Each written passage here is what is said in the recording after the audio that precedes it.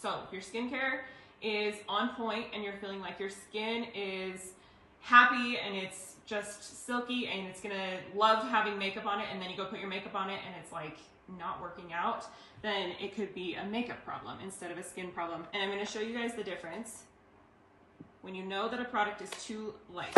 I'm gonna compare it on two cheeks for you. Okay, so we have the color that I actually wear, and then we have a color that's too light, and I'll show you the difference in how easy they are to blend out.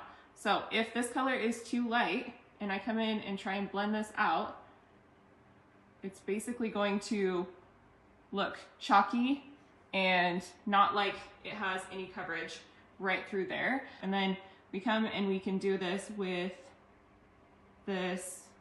You can see how I was able to have coverage through there instead of just like washing it out. And like right here where I put it, where I actually needed the coverage, the red, the pink is still showing through on this side.